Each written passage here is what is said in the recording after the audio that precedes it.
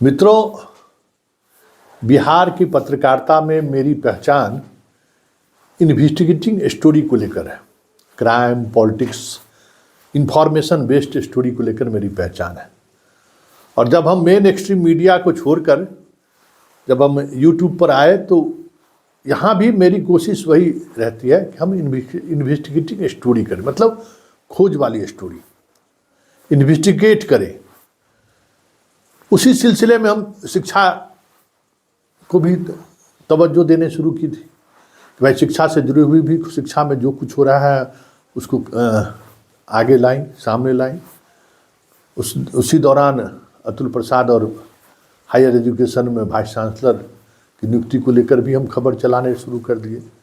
राजभवन की सक्रियता, राजभवन में एक देसाई का पदार्पण, वो सब खबर हम चला रहे थे।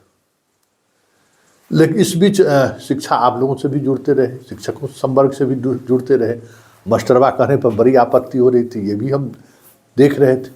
लेकिन धीरे धीरे एक अलग रिश्ता आप सबों से हो गया, पत्रकारिता के अलावा भी रिश्ता हो गया। और वो रिश्ता ऐसा अटूट रिश्ता हो गया कि अब हम चाह कर भी हम अपने उन दर्शकों का ख्याल नहीं रख पाते हैं जो दर्शक हमारे साथ 25 वर्षों से जुड़े हुए हैं।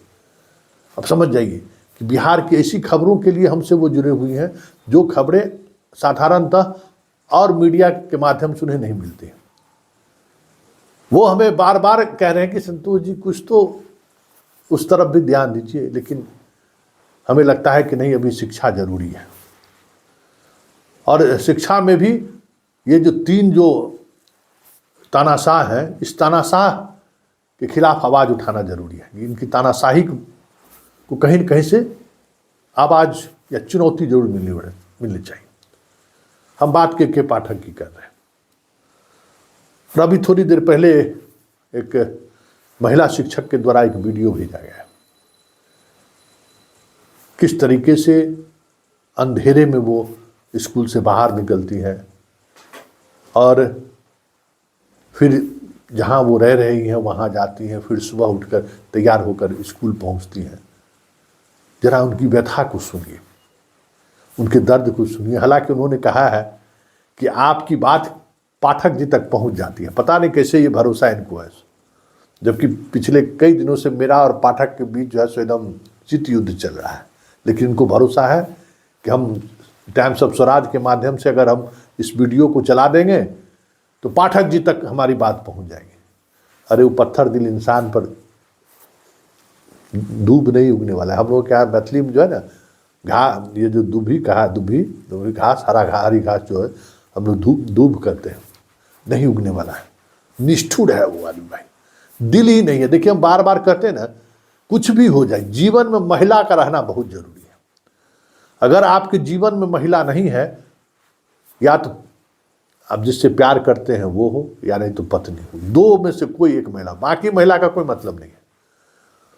या तो प्रेमिका हो, आपको खड़े करके औकात बताए रखती है कि तेरा औकात क्या है, नहीं तो पत्नी हो, 24 घंटे टाइट रखती है कि बेटा तुम्हारा औकात क्या है, तुम समझ लो, 2 मिनट में जमीन पर ला देंगे तुमको। तो उससे होता है कि आदमी थोड़ा व्यवस्थित हो जाता है। आदमी का काम करने का जो तरीका है उसमें एक अलग तरीके का बदलाव आ जाता है। पाठक जी के साथ यही दिक्कत है, ना आगो नाथ न पीछे पगहा, कोई नहीं है। आखिर इस पर लगाम कौन लगावे भाई? बेलगाम घोड़ा है, तो बेलगाम घोड़ा को क्या किया जा सकता है? कोई उपाय नहीं, गुहारे किया जा सकता है। हम भी गुहारे लगा रहे हैं कि पाठक जी मान जाइए, जरा सुनिए इस महिला का दर्द, जरा सुनिए। और ये वाकई में जो आप महिलाओं को रिजर्वेशन देकर बहाल किया, महिलाओं को विशेष प्रिविलेज दिया है आपने कि बच्चों को पढ़ाने के लिए आप आगे आए, और उस महिलाओं को जिस हाल में आप छोड़ दिया है, जिस हाल में आपने पहुंचा दिया है, थोड़ा रहम कीजिए पाठक जी। जरा सुनिए उस महिला शिक्षक क्या कह रही हैं आपको। सुदूर 5:45 का समय हो रहा है और आप देख सकते हैं कि कितना अंधेरा है।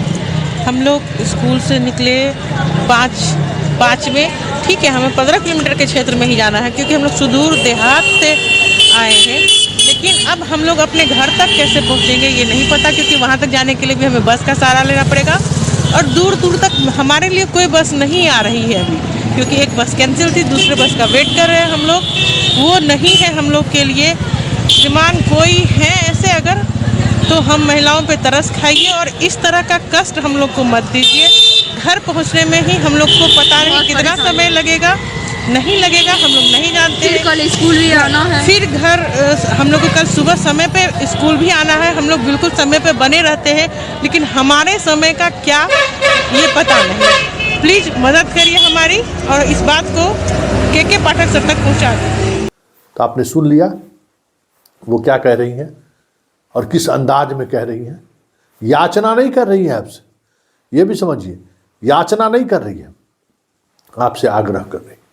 और हम उम्मीद करते हैं पाठक जी, महिला शिक्षकों के मामले में होम डिस्ट्रिक्ट में, होम प्रखंड के में उसकी पोस्टिंग होनी चाहिए।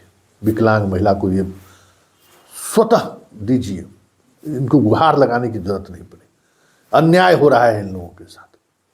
इस अन्याय से पता नहीं आपके दिल को कितना सुकून पहुंचता होगा, लेकिन ये वाकई में अन्याय है। लेकिन चलते चलते हम अपने शिक्षक भाइयों से भी गुहार लगाते हैं। हम भाई वो गुहार नहीं लगाते हैं, देव गुहार हम आपसे बार बार लगाते हैं कि सब्सक्राइब कीजिए चैनल को।